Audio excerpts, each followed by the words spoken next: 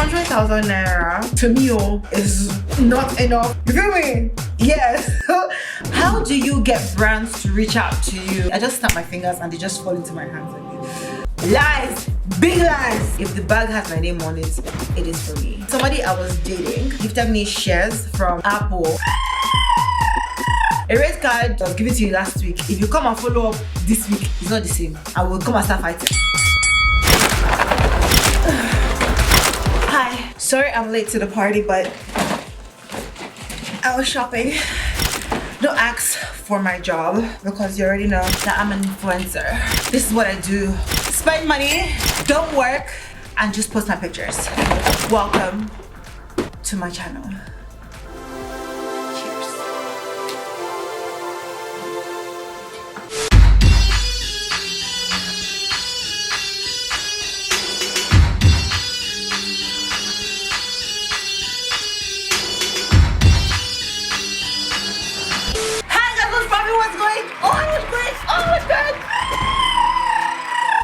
Adjust everything, adjust the room because this fake life is not easy. Welcome back to my channel. This is the look because this is the vibe that I'm on right now. Some braids and some winter. Is this winter? No, this is not necessarily winter because I see some girls wear this just for fashion and style, you know. So yeah, this is the vibe today. And in this video, we are going to be talking about influencing, everything influencing, because about 2 weeks ago, I asked you guys on my Snapchat to send me questions that revolve around influencing, what you need to know, how to start, how to begin, and all of that stuff. And I feel like, you know what, let me just answer all these questions in a video so you can always go back. See, I'm thinking about you. I'm thinking about you. I'm thinking about you. Because I'm like, are you going to be able to go back and watch the video if I post it on Snapchat? No. So I have to create a whole video for you. I love you, love you, love you, love you. I have other questions on my iPad in regards to influencing, and I'm just going to pull that up real quick. Okay, so the very first question that I have on here is, how do you get brands to reach out to you? Let me tell you, I don't do anything. I'm just a jazz queen. I just snap my fingers and they just fall into my hands like this. Whoa, lies. Big lies. I'm a content creator. I like to call myself a content creator because I feel like I have facts to back that up. You feel me? Yes. With me right now, I have a team that actually helps me to, you know, do the pitching, and we have brands who already reach out to us, and you know, everything just goes hand in hand and everything just works out fine. But when I first started, yeah, I genuinely did not know how to reach out to brands, and I didn't even think that brands were going to reach out to me, because when I started creating my content, it was just a goofball dancing and just bada queen. And I remember the very first bag that I got from influencing and all of that was 60,000 naira. I'll never ever forget. I remember they even tried to price me down to like 50,000 naira, and I think at that point I was at about 100,000 followers on Instagram. That's on my caramelplugg account. So that's the very first gig I got, which was crazy because I didn't see it as a gig. I just saw it as me just doing me, because it was an artist that reached out to me, a very popular artist. He reached out to me. He's like, oh my gosh, I love how you know, dance to songs and all of that stuff. Can you please dance to my music? And I did that, and you know, he just sent me money, you know, for dancing music. So I didn't see it as a brand reaching out to me, but now it can be regarded as a brand. That's how I started. I'm like, okay, do you know what, I can actually make money off of this content creating that I'm doing right now, apart from like YouTube, because I started my YouTube a while ago. I'm like, you know what, I can actually make money from Instagram. But one thing I would say, if you're somebody who's just starting out, like, you know, venturing into this influencing business and all of that stuff, one thing I need you to know is that you need to build your platform. Engagements are like drugs to these brands. They love to see engagements. They love to see that there's traffic on your page. You know, they love to see that they have numbers. And so invest in your numbers, invest in growing your page, and branding. Branding is so important. And after you do all these three things, trust me, they're going to come running. You wouldn't even really have to reach out to brands. They're going to reach out to you by themselves. So yes, establishing your platform, growing it is one thing that you should know. That's the primary factor. Grow that platform, build your engagement organically, and they can thank me later. The next question is, how do you actually get into influencing? Let me tell you, I don't think anybody wakes up and says, oh guys, I want to become an influencer today. I don't think it happens like that. I feel like you just find yourself gravitating towards influencing with people who are already influencers. I don't think they planned it. Some of them, they started from YouTube and then they just became influencers. I don't think there's a particular way that you go into influencing. It kind of all boils down to your page, your platform, you have to build that platform.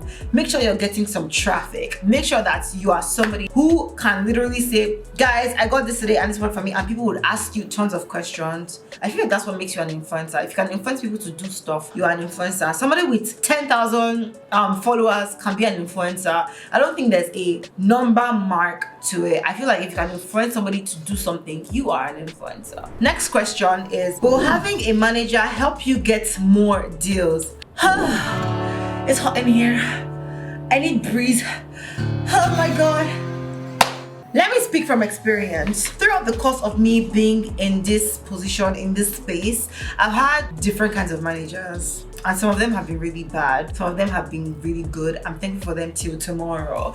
But in Nigeria, Lagos, it is almost impossible to find a very good manager who has your best interest at heart. I've heard so many stories on how like a lot of managers have tried to reap people, they'll steal from them. You know, I've heard so many stories and I'm just like, you know what? This is actually very hard.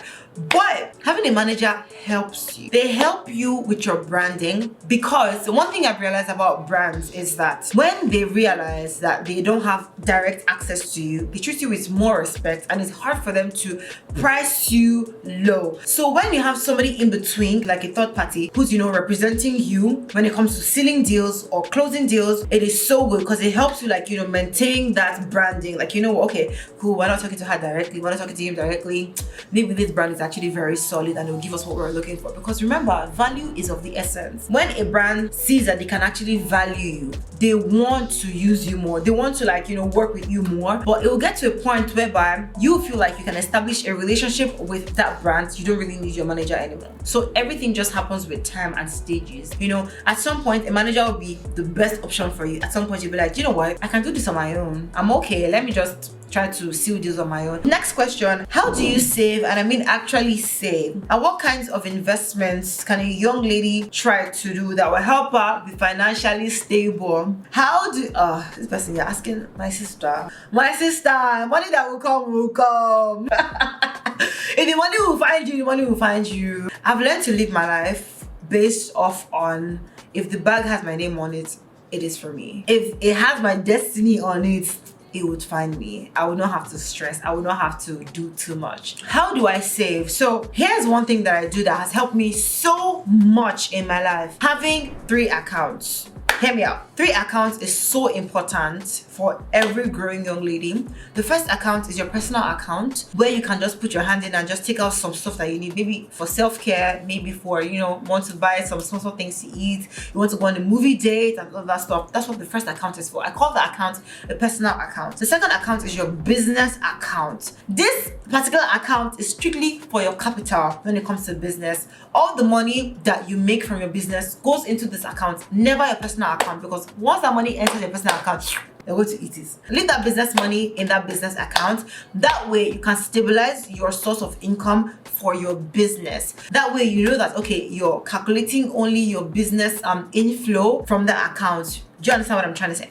So that's the second account. The third account is for your saving, and means strict saving. So one thing that some of Nigerian banks offer is a strict saving account, whereby if you take money out the account, they'll kind of charge you for it. I think like 5% or like, I don't know, a particular percentage, and they will charge you for it. So that's a strict saving account, which I also have. These 3 accounts have actually helped me save. So establishing 3 accounts has helped me, and I believe it would also help you as well. So moving on to the other segment of your question, you said, what kinds of investments can a young lady do? Right now, my investments are not things that I can actually share with you guys, you know, because those are very, very personal things to me. But there's different kinds of investments you can do. There's shares you can buy. Apple has shares that you can buy. You can buy those shares. You can buy Nike shares. You can buy, you know, shares that, you know, are looking like they would multiply in years to come. You can buy those shares. There's people who buy shares from Hermes. There's people who buy Dior shares because they believe that they'll get good returns from it. So you can read about those and you can invest in those if you want. And I remember the very, very first time that I knew or I realized that I could actually buy shares from these brands was a long time ago. I think about 4 years ago, when somebody I was dating gifted me a stock. He gifted me shares from Apple, and I'm like, oh my gosh, this is crazy, because I had no idea that you could actually buy stocks from Apple, because I'm like, you know what, Apple is such a big company, it'd be so expensive, XYZ. It actually didn't cost a lot. Then it was about 150 USD for a share, you know, and it was just crazy to me. And I started to see that you could actually buy shares from like all these companies, you know. So that's something that you should actually research on. I hope that answered your question. Next question. Oh, I'm having a ball. I need juice, I need water, I need to sip some water, and we have to put it in a caramel bottle so that we show them. Oh guys, they have brought me water in our caramel signature bottle. If you don't have one, you're not gang. You have to get one. Yes, free promo for my brand, because why not?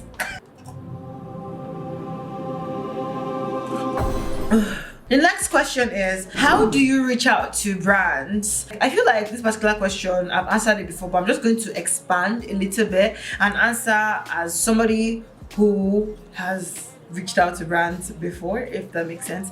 Anyway, so when I first started, you know, with my platform and everything, I didn't really know how to reach out to brands. I didn't know that you could even reach out to brands. I'm like, you know what, this was at Verify, this was at BBO, I don't know how to talk to them and everything. So I had to go and do my research, and I had to watch YouTube videos, and you know, and one thing I found was that there's guidelines that you follow. In these guidelines, you have to put in your name, what you can offer the brand, what you do, and you know, how you're going to be of value to this brand. Because remember, if you're a growing platform, you're somebody who doesn't have a lot of following and a lot of engagement, these brands want to see that you can offer them value, because you're the one pitching yourself to them. They want to see that, okay, you can bring something to their table. And remember, before you reach out to a brand, make sure that your page is in good standing. Make sure that there's something that they can fall back to and say, okay, do you know what, let's go and take a look at her page or his page, and let's see if there's something that we can find here that would help us, our brand. Because be rest assured that they are going to research on you.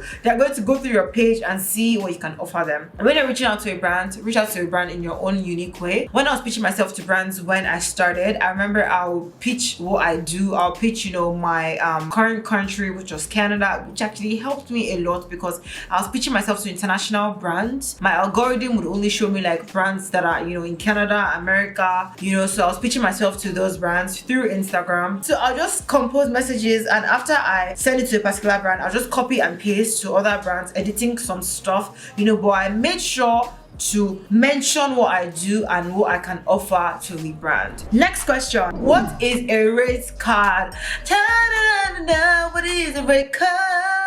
A rate card literally is a card that shows your platform. Some of them carry engagement. It also shows the price attached to these platforms that they can work with. So for instance, a rate card will carry the name of the platform, let's say Instagram, would also carry how much audience that you have on there. It could be maybe 20,000 followers. It will carry that, and it will also carry the amount per post. So let's say you have 20,000 followers, and a page post from you, from your page, would be what, 10,000 naira. It's going to be on there. Everything is going to be on there. Your engagement, all your platforms. If you have Twitter, Instagram, all your social media platforms will be on there as well. Your emails that they can reach you on will be on there as well. Me personally, I don't work with rate cards. Hardly work with rate cards, because I feel like I am a very strong negotiator. That's one of my superpowers. I'm a very strong negotiator, and one thing I do is I try to negotiate with brands, or we try to negotiate with brands, because my team, I'm so thankful for them. They're the ones who actually do all of this, you know, hand to hand. I don't work with rate cards because I feel like sometimes they fluctuate. You know, a rate card today will not be the rate card tomorrow for me. A rate card that was given to you last week, if you come and follow up this week, it's not the same. I will come and start fighting. Do you understand? So I don't have rate cards like that, except it's for specific brand that my team is reaching out to. Then I'm like, okay, cool, let's give them a rate card. And I never, ever, ever, ever advise you to put your rate card out there in the public. A lot of people do this, but don't ever put your rate card out there in the public. Why? Because brands like confidential things. They like it when they can be confidential with you. They like it when, you know, like, okay, we're reaching out to you and you are sharing this with us. So if you have a rate card, make sure that it's just between you and the brand, or you and whoever is asking for it. You feel me? And not just out there. So that's a professional tip that I'm giving to you. Mwah. The next question is, how do you become a lifestyle influencer? Where do you start? Okay, so I feel like this is the category that a lot of people place me in, lifestyle influencer. I don't know, I feel like one of the leading cause of being a lifestyle influencer is your lifestyle.